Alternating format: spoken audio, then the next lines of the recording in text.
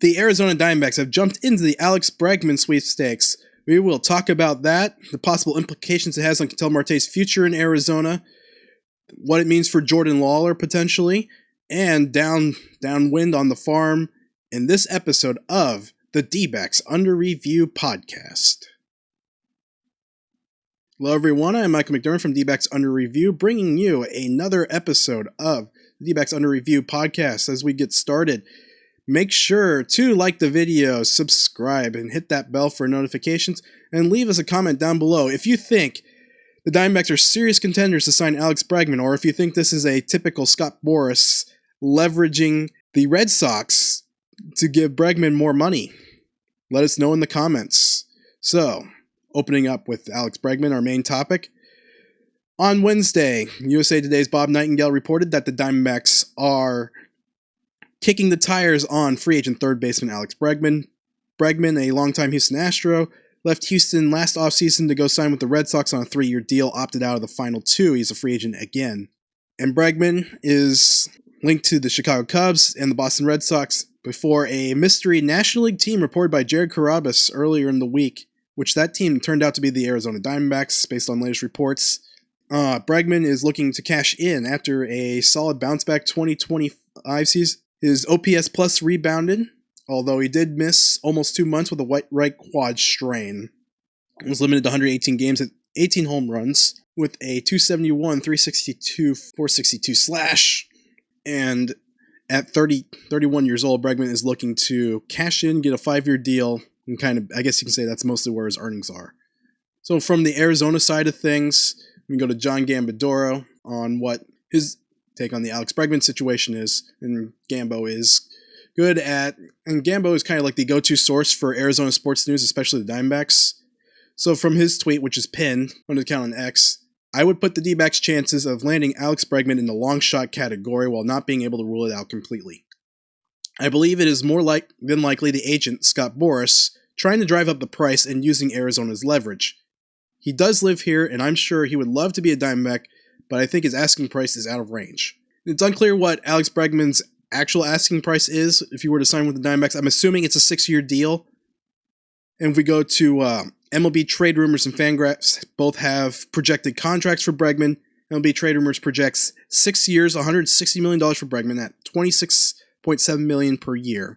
Fangraphs, the median crowdsource on their free agent track, which you can find on their website, projects Bregman to sign a 5-year, $155 million deal. And that latter contract is right along with what supposedly Houston's offer was last season of 5 years and $156 million before Bregman signed a pillow deal with the Red Sox, which 3-120 with opt-outs after each season. The difference between this offseason and last offseason with Bregman is Bregman does not have the qualifying offer attached to him like he did last offseason. So the Diamondbacks will not incur any draft penalties, which if they were to sign a qualifying offer free agent not named Zach Gallen, they would forfeit their competitive balance pick, because we're assuming the Diamondbacks will get a first-round pick and Gallen signs elsewhere, given that even at 37, Merrill Kelly signed a $20 million guaranteed deal. So we can assume Zach Gallen has a good chance of breaking $50 million getting the Diamondbacks' first-round pick, which would give the Diamondbacks 15, 29, 32. And considering that the Diamondbacks are in huge need of a talent infusion, they're not going to give up that draft pick. And that's kind of the appeal of signing Alex Bregman. You get an impact bat, although I don't know. Bregman's more of a disciplined hitter who will occasionally run into power, not necessarily a big power threat organically. Most of his power is going to come from pull side contact in the air, which he's very good at. And if you look at his career, he's kind of 20 to 24% in air pull percent in his career, which is a really good number. Of course, if you go on the StatCast page, red is good, blue is bad. If you want to go by color. Anything over 20% on air pull rate is usually a good sign for a hitter being able to consistently tap into power. In the case of Bregman, it's like, I guess you say Bregman's more of a line drive hitter that will occasionally luck into the home run and has benefited from short left fields, as you can see, the Crawford boxes in Houston and the Green Monster in Boston. And Chase Field is much deeper to left field than it is in Boston and Houston. You got to Houston down the line is 315.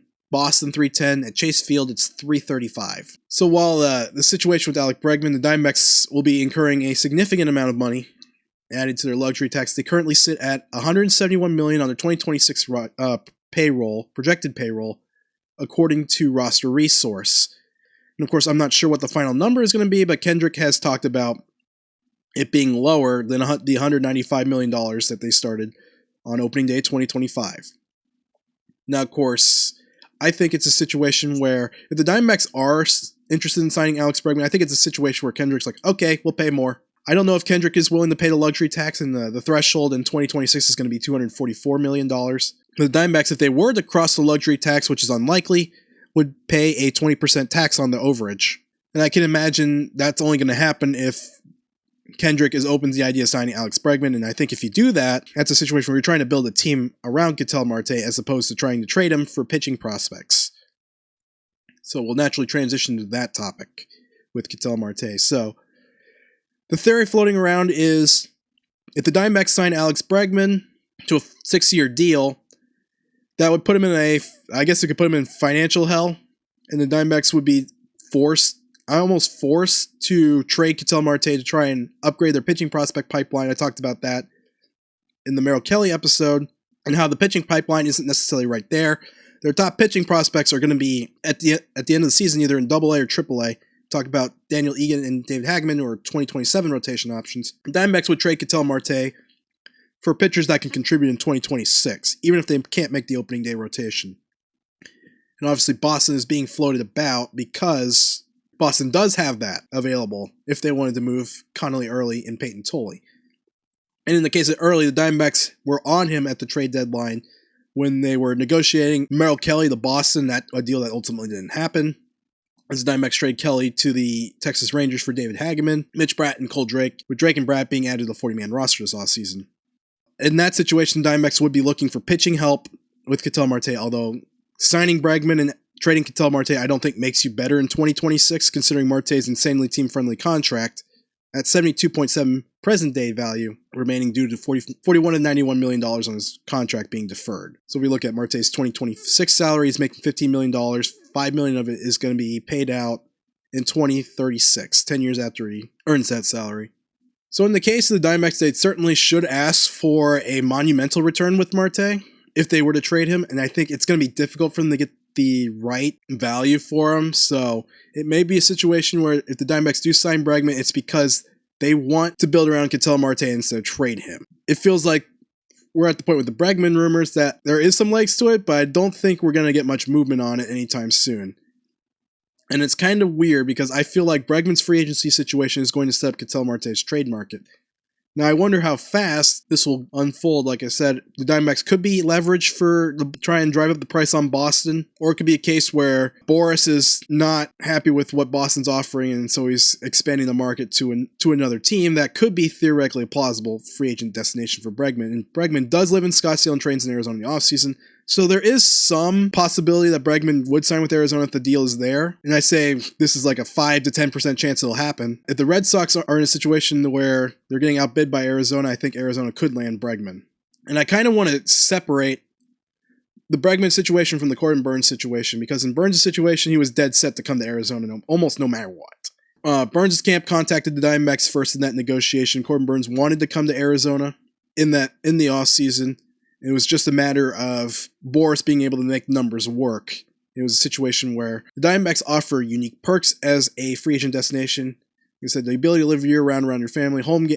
You only have to be gone for road games. You get to spend spring training with your family. The Diamondbacks are the only Major League franchise of the 30 teams that plays their regular season games in the same metro area as their spring training games. And it's about 20-ish miles from Salt River to Chase Field.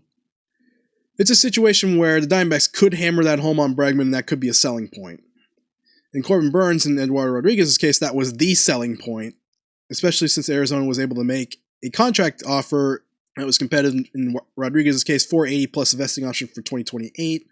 And in Burnes' case, a 2-year deal that could become a 6-year deal, and it's going to become a 6-year deal because of the Tommy John surgery last year. I don't know if the Diamondbacks will throw the same at Bregman, where it's like, okay, we'll sign you for 6 years, but we're going to give you an opt-out.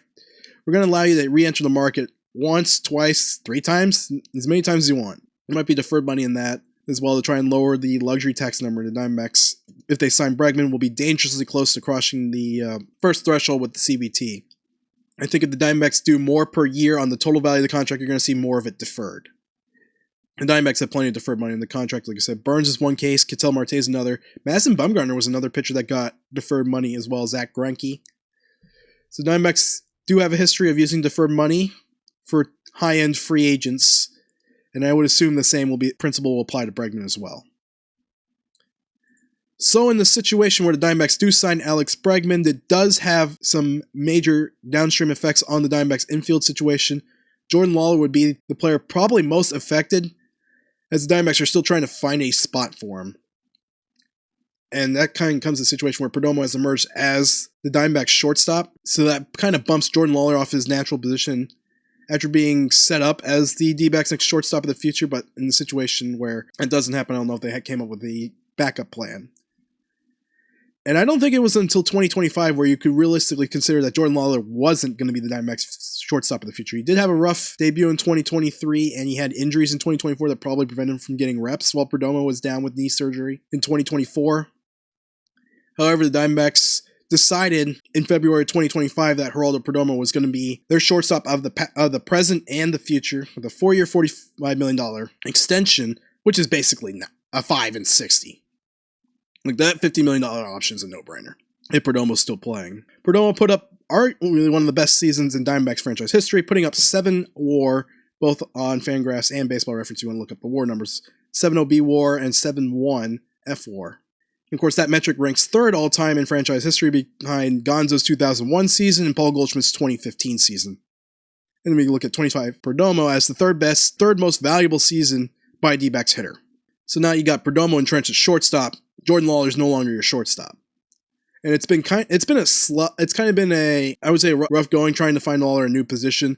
They tried second base. That didn't work at the major league level. He looked decent in the minor leagues. I think Arizona should commit to the idea of Jordan Lawlar possibly being a second base option.